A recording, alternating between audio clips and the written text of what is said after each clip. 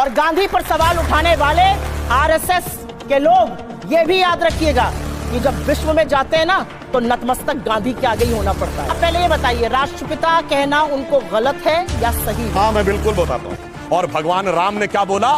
जननी जन्मभूमिश्च स्वर्गादपि गरीयसी। यदि वो इस देश को अपनी माता मानते हैं तो आप कैसे कह रहे हैं कि उनसे, राम से ऊपर उनका कोई पिता हो गया? ऐसा लगता है ये बाबा और अमित शाह की जो तनातनी है उसके बीच का मामला है ये, इसलिए ये कुछ नहीं कर पा रहे ब्रजभूषण शरण सिंह पर। लेकिन ये दुनिया और ये देश देख रहा है कि अगर हमारी सबसे डेकोरेटेड एथलीट्स के साथ, जिसके साथ फोटो खिंचाने के लिए सबसे पहले प्रधानमंत्री पहुंचेंगे, वो 1 महीने से जंतर मंतर पे बैठी है, उनको पिटवाया भी दिल्ली पुलिस ने। उनकी एफआईआर भी तब हुई जब सुप्रीम कोर्ट ने कहा, सरकार ने और उनकी पुलिस ने एफआईआर नहीं करी। और अब मैं 2-4 बातें, क्योंकि इतना लंबा मैंने प्रवचन सुना, आरएसएस को बैन करने पे आपको बड़ी आपत्ति। आरएसएस को बैन तो सरदार वल्लभ भाई पटेल लौह पुरुष ने किया था और ये कहकर किया था कि वो देश के लिए अच्छे नहीं है। लेकिन आज आपके शो में एक बहुत बड़ी बात कही गई, मुझे नहीं लगता कि आपने मिस करी या क्या। यहां पर इस देश के एक सांसद ने, जिन्होंने संविधान की शपथ ली है, इन्होंने 1947 की आजादी को ही नगण्य कर दिया और गांधी पर ही सवाल उठा दिया कि कोई अपने आप को राष्ट्रपिता कहता है। राष्ट्रपिता अपने आप को महात्मा गांधी ने नहीं कहा था, राष्ट्रपिता की उपाधि उन्हें सुभाष चंद्र बोस ने दी थी, ये याद रखिएगा आप।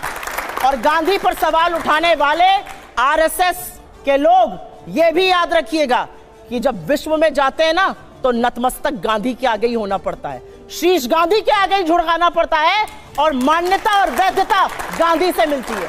अगर ऐसा नहीं है तो जाइए, लगाइए अपने आरएसएस वालों की एक फोटो और जाइए ऑस्ट्रेलिया और चीन और जहां भी जाते हैं शीश झुकाइए। 75 नहीं है कोई। गांधी इस देश की सबसे बड़ी पहचान है, इस देश की नैतिकता की धुरी है, इस देश के राष्ट्रपिता हैं और आजादी के आंदोलन के सबसे बड़े जननायक हैं।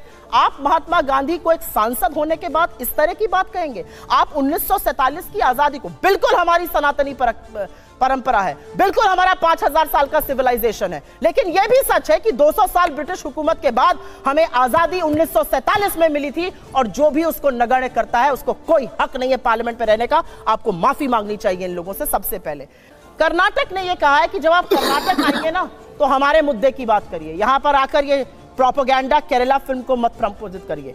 और कर्नाटक ने एक और बात कही है, कर्नाटक ने कहा है कि यह देश अमन, शांति और मोहब्बत चाहता है और जो व्यक्ति नफरत के बाजार में मोहब्बत की दुकान खोलेगा और आप षड्यंत्र रचकर उसको संसद से निकालने का काम करेंगे तो यह देश उसके पीछे खड़ा हो जाएगा। आप संभाले नहीं संभल पा रहे हैं कि क्या करें आप। जो पॉपुलैरिटी राहुल गांधी की है, आप जो कहना चाहते हैं, आपकी व्हाट्सएप यूनिवर्सिटी जो कहना चाहती है कहिए।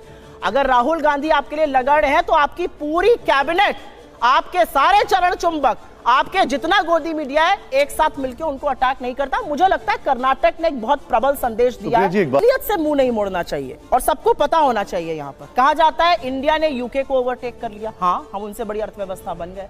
आपको पता है यूके का परचेजिंग पावर पैरिटी, हर व्यक्ति की जो औसतन खरीदने की क्षमता या आय कह लीजिए कितनी है, यूके की जो औसतन क्षमता है वो $50,000 है, इंडिया की $7,000 है, करीब 7 गुना ज्यादा। अमेरिका हमसे 10 गुना ज्यादा, $70,000 है, हमारी $7,000 है। जर्मनी $60,000 है, हमसे 8.5 गुना दुगना। तो एप्पल्स टू एप्पल्स कंपेयर करिए। व्हाट्सएप यूनिवर्सिटी का यही देखिए, आपने जो बताया कि आपको असलियत समझ में नहीं आती। पेइंग पावर पैरिटी में हम तीसरे नंबर की अर्थव्यवस्था है। और जानते हो क्या होता है?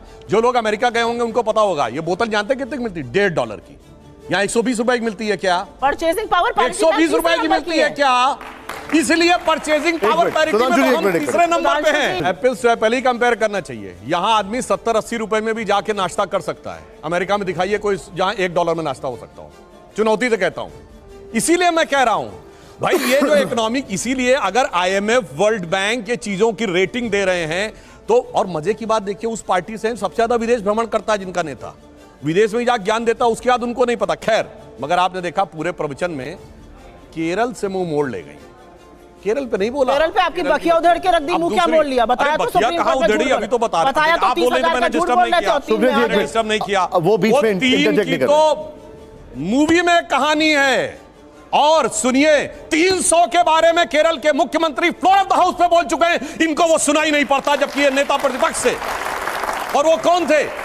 लव जिहाद शब्द हमने नहीं प्रयोग किया है, वीएस अच्युतानंदन कम्युनिस्ट पार्टी के सीएम उन्होंने यूज किया, इनके सीएम ओमन चांडी ने। यहां कह रही हैं कि जांच का इंतजार नहीं करो, कार्रवाई कर दो। केरल में जांच हो चुकी, केरल एसटीएफ ने 5000 केसेस की स्टडी करके केरल के हाई कोर्ट को रिपोर्ट सबमिट की, हाई कोर्ट ने, और अगर ना हो तो जाइए चेक करिए, 9 दिसंबर 2009 Shahjahan versus state of Kerala case, उसमें पॉइंट नंबर 16 पे पढ़िए कोर्ट क्या कहता है कि ऐसा लगता है कि एक स्ट्रक्चर्ड तरीका है जिसे कुछ लोग रोमियो जिहाद और लव जिहाद कह रहे हैं, ताकि मुस्लिम लड़कों की तरफ से, और ये केरल की आपकी सरकार की जांच की रिपोर्ट है कि सिमी ने 1995 में योजना बनाई थी और जिसके चलते हुए मिडिल और अपर मिडिल क्लास की हिंदू और क्रिश्चियन गर्ल्स को टारगेट, मतलब अपने नेता को भी झूठा साबित कर दो, दूसरे को भी झूठा साबित कर दो, उसके बाद कह दो ये व्हाट्सएप यूनिवर्सिटी है और फलाना ढिमाका, ये सारी बातें।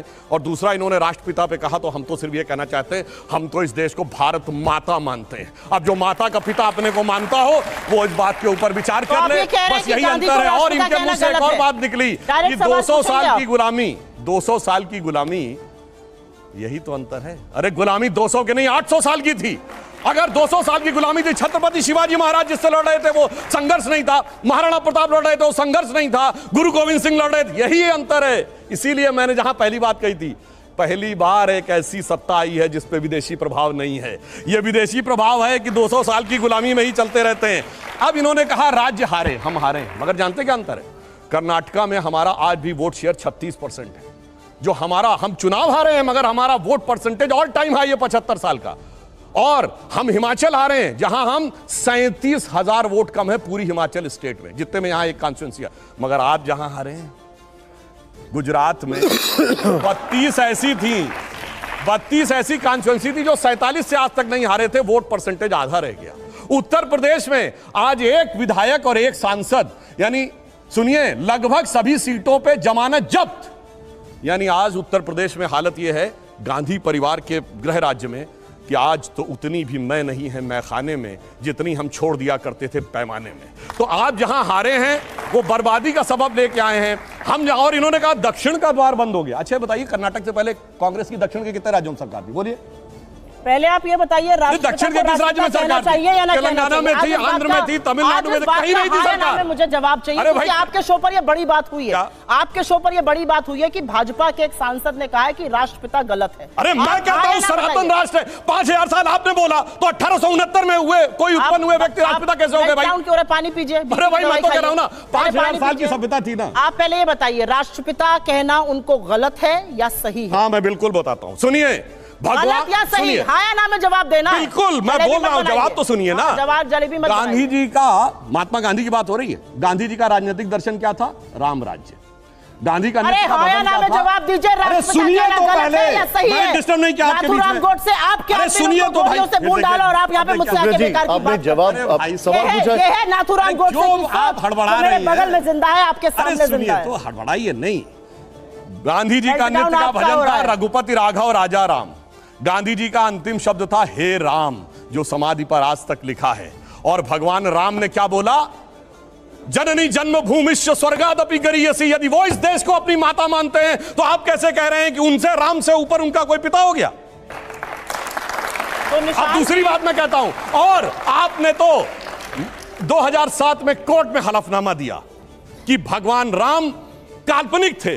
गांधी की आत्मा की हत्या की आपने, शरीर का हत्यारा मैं कहने को तैयार हूं कि उसको मुर्दाबाद कहिए। आप कहिए आत्मा का हत्यारा गांधी परिवार मुर्दाबाद, बोलिए, मैं बोलने को तैयार हूं। जिसने गांधी की आत्मा राम को कह दिया कि वो थे ही नहीं, यानी महात्मा गांधी की समाज पे लिखा हे राम गलत है, झूठ है। बोलिए। आपके सामने मेरे दो सिर्फ सीधे सवाल हैं। सीधे सवाल बताइए। जोर से बोलिएगा नाथुराम गोडसे मुर्दाबाद। मैं कहता हूं कहिए गांधी परिवार मुर्दाबाद। शरीर का हत्यारा बड़ा या आत्मा का हत्यारा बड़ा? बोलिए। शरीर बड़ा या आत्मा बड़ी?